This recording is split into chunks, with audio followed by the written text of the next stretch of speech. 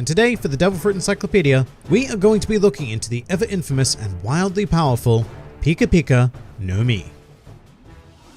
The Pika Pika no Mi is a Logia type fruit that allows its user to conjure, manipulate, and become light. So already this is a fairly rare Logia because it doesn't subscribe to the typical elemental structure, but rather in this case allows the user to access a certain spectrum of electromagnetic radiation known as light. In any case, it was consumed by Borsalino, better known as Marine Admiral Kizaru, and it first took to the stage during the Sabari Archipelago arc. The fruit takes its name directly from the Japanese onomatopoeia Pika Pika, meaning glimmering or shining. And yes, this onomatopoeia was also a direct inspiration for the most famous Japanese creature to have ever existed, Mr. Pikachu. However, as a result, the English translation had quite a job on its hands here, as we don't have access to a large amount of short, snappy words to replicate this pragmatically. However, both Viz and Funimation did settle for the Glint Glint fruit. So diving right into this beast, as always with Logia fruits, it is important to highlight the aspect of intangibility. Should you try to punch or whatever a user of the Pika Pika no Mi, it will probably be even more ineffective than usual because the affected area will simply dissipate into light, which is not really well known for being able to be touched in any way. I mean, yes, it does technically touch you by bouncing off your body, but not in any particularly useful way to any opponent of the Pika Pika no Mi. Of course, this does not work the same way in reverse, and the user of the fruit can manipulate light to the point where it certainly does become a tangible force to be reckoned with. One common devastating example of this is the ability to fire a focused beam of light mimicking a laser of sorts, but with the potential to cause explosive damage on impact, as well as your classical clean shots. Furthermore, the user of the Pika Pika no Mi, as with most Logia users, can fashion objects out of light that they can physically interact with, such as swords, and of course they can most certainly interact with whatever unfortunate soul they are pit against. But arguably the most useful invocation of the fruit is the basic art of travel, as the wielder of the Pika Pika no Mi has been said to be capable of traveling at the speed of light. But I want to temper this thought right here,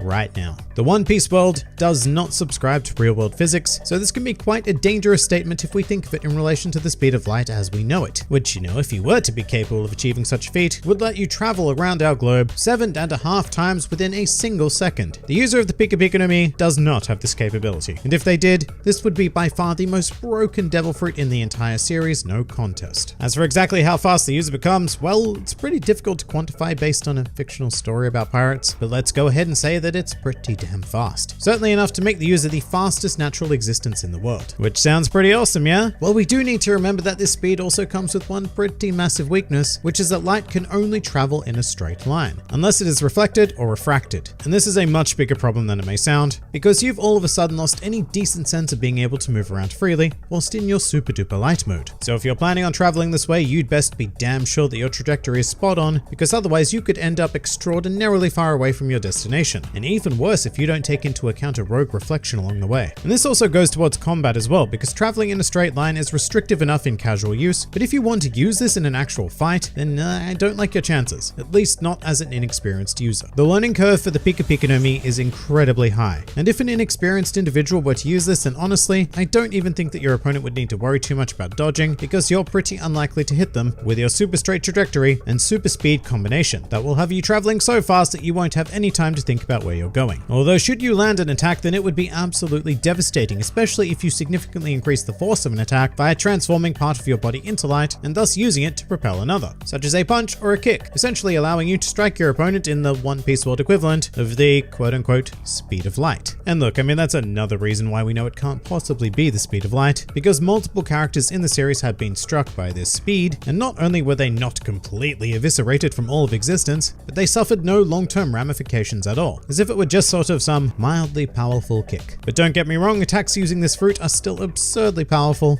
just not quite as powerful as its user states. So speaking of, let's jump into Mr. Kizaru's use of the fruit, and I have to say that he is entirely competent, perhaps even an exceptional user of the Pika Pika no Mi. Although I do think it's a bit of a natural mismatch for this particular character due to how slowly he takes day-to-day life. This of course is done for both ironic and comic effect, but still I can't help but feel that someone with a quicker mind would make much better use of the fruit. With that said, Kizaru has held the fruit long enough to master it in his own way, with a prominent example of this being the strategy that he has developed for the rather annoying weakness of light only being able to travel in one direction. To combat this, Kizaru engages in a technique known as Yatta no Kagami, whereby he crafts a pathway for himself by reflecting light off various surfaces until he finds himself at his desired destination. And I want to stress that this is a pretty maddening use of the fruit. Once again, your average user will not be able to engage in this sort of ability without some insane training and a fantastic mathematical as well as logic-driven mind. And this is because you can't just fire a beam of light and hope that its reflections will get you where you need to be. You need to consider the initial angle of reflection as well as all subsequent angles. It's really not as simple as Kizaru makes it look. So while I do honestly think that the Pika Pika no Mi would likely find a more natural home with someone else, over the long course of his time with the fruit, Kizaru has become an exceptional wielder. Now, getting into the whole topic of awakenings, Logias are traditionally difficult to speculate upon given the nothing we know of their potential at the time of this recording. However, I am proud to report that there is actually a whole ton of potential for escalating abilities when it comes to light. Now, right at the beginning I mentioned that the Pika Pika no Mi